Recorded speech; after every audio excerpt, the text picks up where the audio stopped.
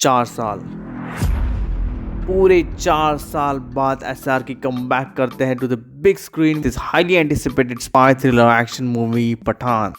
और मुझे ये बताने की जरूरत नहीं, ये मूवी कितनी बड़ी हिट बन चुकी है already with all the box office collection that it has been making since its release. ये मूवी ऑलरेडी कई सारे रिकॉर्ड तोड़ चुकी है और ये कई सारे रिकॉर्ड आगे भी तोड़ने वाली है। बाकी पठान मूवी के बारे में बात की जाए, as we all know it is a part of virus spy universe, जिस मूवी को और भी अप्रोचेबल बनाता है। But I am not a movie reviewer. Movie अच्छी है बुरी ये किसी मूवी रिव्यूअर से ही पूछ लीजिए। But the one thing that I can't help but notice in this movie was all the cast that they have shown. और इस वीडियो में हम इनके ही बारे में बात कर रहे हैं। So this video is all about the cast from the movie Pathan.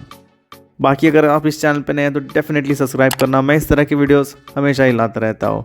Well let's start this video with this first scene. अगर आपने मूवी देखी हो या ना देखी हो, बट आपने अगर ट्रेलर देखा होगा तो आपने ये सीन को नोटिस जरूर किया होगा। इसमें जॉन इब्राहिम के कैरेक्टर जिम एक एसयूवी को ब्लास्ट करते हैं और जो एसयूवी जो ब्लास्ट हुई है इसमें वो है टोयोटा लैंड क्रूजर 200। अगर इसके टॉप स्पेक वेरिएंट की बात करें जो इंडिया में अवेलेबल है टोयोटा लैंड क्रूजर का, वो है VX वेरिएंट और इसमें आपको 4.5 लीटर V8 इंजन मिलता है जो प्रोड्यूस करता है 260 plus horse power.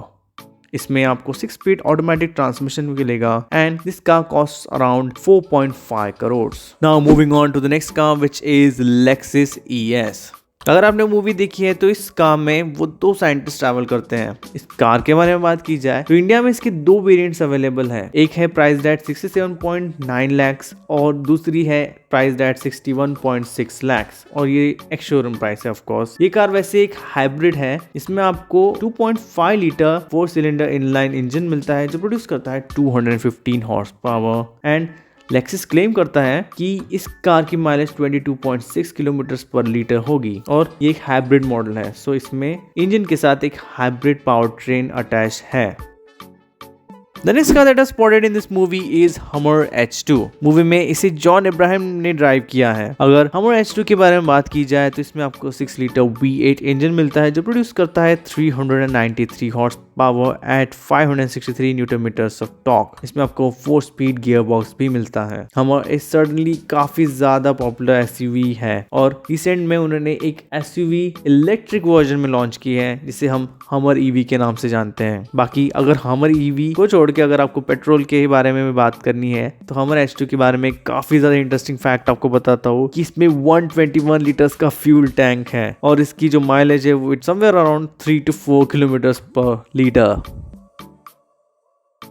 So the next car that I spotted in this scene was Dodge Charger।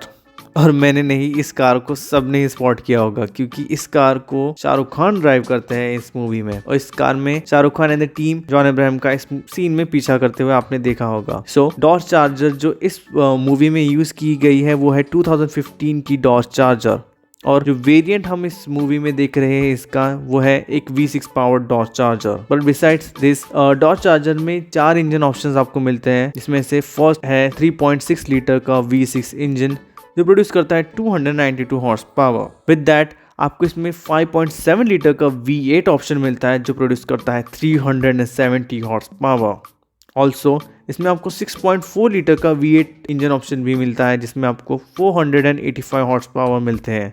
But finally इसका जो सबसे पावरफुल वेरिएंट है वो है एक सुपरचार्ज 6.2 लीटर V8 इंजन जो प्रोड्यूस करता है 707 हॉर्स पावर। इसका जो लास्ट मैंने आपको ऑप्शन बताया था इसमें एक परफॉर्मेंस वेरिएंट मिलता है जिसको हम कहते हैं SRT Hellcat वेरिएंट।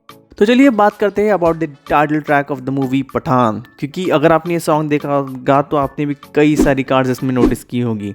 सबसे पहले बात करते हैं अबाउट दिस कार। तो गाने के शुरुआत में हमें ये कार दिखती है। अगर आपने इस कार को अब तक नहीं पहचाना, मेरे ख्याल से काफ़ी लोगों ने तो ऑलरेडी पहचान लिया होगा, ये है शेवी कमारो। ये पर्टिकुलर जो मॉडल है वो है 2nd जनरेशन ऑफ शेवी कमारो। शेवी कमारो के बारे में बात की जाए तो ये बेसिकली एक पोनी कार, मसल कार है। तो जो 2nd जनरेशन ऑफ शेवी कमारो थी वो बिल्ड हुई थी फ्रॉम 1970s टू 1981 तक ऑलमोस्ट। और इसमें जो ये पर्टिकुलर मॉडल है वो ऑलमोस्ट 1975 के बाद में जो इसमें चेंजेस आए थे, काफ़ी सारे चेंजेस आपको देखने को मिल सकते हैं 1970s टू 1981 के मॉडल्स के बीच में। जैसे कि आप 1970 का ये मॉडल देखो और 1975 का ये मॉडल देखो, काफ़ी नोटिसेबल चेंजेस इसमें आपको दिखेंगे। जो पर्टिकुलर मॉडल आप स्क्रीन पे देख रहे हो, जो ये शायद मूवी में ही यूज़ हुआ है, वो 1974-1975 का मॉडल है शायद से। और इसमें अगर पावर ट्रेन की बात करें तो कई सारे पावर ट्रेन्स इस सेकेंड जनरेशन में यूज़ हुए थे। सबसे पॉपुलर जो थे उनमें से कुछ को मैं अभी मेंशन करने वाला हूँ, जैसे कि 3.8 लीटर का V6 इंजन, उसके अलावा 3.8 लीटर का स्ट्रेट 6 इंजन, 4.1 लीटर का स्ट्रेट 6 इंजन, उसके अलावा 5.7 लीटर की V8, और एक काफ़ी पॉपुलर ऑप्शन जो इसमें मिलता था आपको वो था एक 6.5 लीटर का V8 और 6.6 लीटर का small block V8। The car that you can see right now on your screen is Austin Haley 3000। इस कंपनी के बारे में बात कीजिए ऑस्टिन हेली, तो ये एक ब्रिटिश कंपनी थी जो एक्चुअली एक जॉइंट वेंचर था between Austin division of British Motor Corporation and Donald Healey Motor Company, that's why the name Austin Healey. अगर ये पर्टिकुलर मॉडल की बात करें तो ये 1962 का ऑस्टिन हेली 3000 मार्क II था, जिसमें पावर ट्रेन में आपको एक 2.9 लीटर का C सीरीज इनलाइन 6 इंजन मिलता था जो प्रोड्यूस करता था ऑलमोस्ट 136 हॉर्स पावर। बाकी ये कार जैसे कि आप देख सकते हो ये एक कन्वर्टेबल मॉडल था। तो चलिए अब आगे बढ़ते हैं और देखते हैं इस सीन को। अगर आप नोटिस कर रहे हो तो इसमें दो कार्स है इस फ्रेम में। तो जो पहली कार आप जो देख रहे हो वो है शेवरले बेल एयर। तो शेवरले की जो ये बेल है इसका ये फर्स्ट जनरेशन का मॉडल है, और जो ये एग्जैक्ट मॉडल आप देख रहे हैं वो है इसका कन्वर्टेबल मॉडल। जो बेल एयर की फर्स्ट जनरेशन थी वो बनाई गई थी from 1950s to 1954 something around that. Body style की बात करें तो इस फर्स्ट जनरेशन में कई सारे बॉडी स्टाइल्स अवेलेबल थे, जैसे कि 4 डोर सेडान, 2 डोर कन्वर्टेबल और हार्ड टॉप 2 डोर और 2 डोर कूपे, और जो मॉडल आप देख रहे हैं वो है 2 डोर कन्वर्टेबल का। इसके अलावा इसमें जो पावर ट्रेन यूज की जाती थी वो थी एक 3.5 लीटर की इनलाइन 6 वाली जो प्रोड्यूस करती थी ऑलमोस्ट 92 हॉर्स पावर। इसके अलावा इसमें एक और ऑप्शन आता था वो था 3.9 लीटर्स का इनलाइन 6 का ऑप्शन। इसकी कई सारी जनरेशन इसके बाद भी निकली थी, और अगर मैं अपने फेवरेट जनरेशन की बात करूँ तो थर्ड जनरेशन का जो 1958 का जो कूपे मॉडल था ना इसमें, वो मेरा फेवरेट था। आप जरूर चेकआउट कर सकते हो इस कार को। इसी फ्रेम में जो दूसरी कार आप नोटिस कर सकते हो वो है फोर्ड की थंडरबर्ड, और जो पर्टिकुलर मॉडल आप देख रहे हो वो शायद है 6 जनरेशन मॉडल जो प्रोड्यूस हुआ था बिटवीन 1972 टू 1976। और ये कार सच में काफी ज्यादा पॉपुलर थी। इसकी जो पीक सेल्स थी जो 1973 में हुई थी वो थी ऑलमोस्ट 87,000 यूनिट्स, और उस टाइम पे ऑयल क्राइसिस चल रहे थे, फिर भी इसकी सेल्स काफी ज्यादा अच्छी थी। इवेंचुअली इसके ऊपर उसका असर तो पड़ा ऑयल क्राइसिस का, और इसकी जो सेल्स थी जो ड्रॉप हुई थी वो थी 1975 में, जिसमें की जो सेल्स फिगर थी वो थी 43,000, और इसने थोड़ा पिकअप किया था नेक्स्ट ईयर में, जैसे कि 1976 में इसकी फिगर्स 53,000 तक बढ़ गई थी, लेकिन फिर भी की जो फ्यूल प्राइसेस के कारण इसको डाउन साइज कर दिया गया था इन 1975। और इसके अगली जनरेशन जो 1977 में आया था 7th जनरेशन, वो इंट्रोड्यूस हुआ था। अगर इसके पावर ट्रेन की बात करें तो वो काफी ज्यादा इंटरेस्टिंग है, क्योंकि इसके अंदर जो इंजन ऑप्शन अवेलेबल थे आपको वो थे 7.5 लीटर V8 और 7 लीटर V8 के, या ह्यूज। आप सोच भी रहे होगे क्योंकि इसमें इतने बड़े इंजन ऑप्शन थे तो इसकी परफॉर्मेंस तो टॉप नॉच होगी, बट ऑफ कोर्स इसमें कई सारे रिस्ट्रिक्शंस लगे हुए थे, और इमिशन रिस्ट्रिक्शन के कारण इसकी परफॉर्मेंस बहुत मॉडरेट थी। और क्योंकि ये इंजन काफ़ी ज़्यादा बड़े थे तो ये काफ़ी ज़्यादा हेवी कार थी, और इसके फ्यूल इकोनॉमिक्स के कारण काफ़ी ज़्यादा पुअर थी। Now this is very interesting, क्योंकि जो कार आप देख रहे हो उसको आइडेंटिफाई करना मेरे लिए तो काफ़ी आसान था, क्योंकि ये है 1941 की फोर्ड सुपर डीलक्स। और ये जो मॉडल आप देख रहे हो वो है इसका 2 डोर कन्वर्टेबल कूपे वर्जन। इस कार का जो सिग्नेचर लुक है इसके कारण इसको पहचानना काफ़ी आसान हो गया था, क्योंकि इसमें जो ग्रिल है वो है इसकी 3 पार्ट ग्रिल, जो इसका काफ़ी इजीली रिकॉग्नाइजेबल होने वाला फीचर था। बाकी इस कार के पावर ट्रेन की बात की जाए तो ये कार में आपको एक 3.62 लीटर का फ्लैट हेड V8 अवेलेबल था। उसके अलावा इसमें 3.92 लीटर्स का फ्लैट हेड V8 अवेलेबल था उस टाइम पे।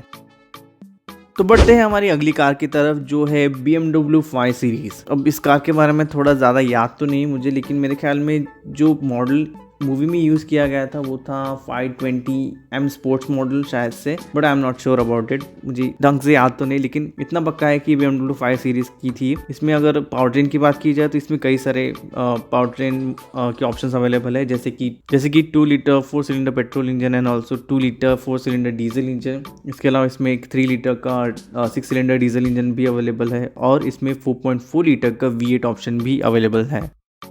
Well this is the end of this video. अगर आपको इस तरह की वीडियोस पसंद आती है तो डेफिनेटली ये प्लेलिस्ट चेकआउट करना है, जिसमें मैंने फास्ट एंड द फ्यूरियस की 9th इंस्टॉलमेंट थी उसके अंदर की कार्स को ब्रेक डाउन किया था।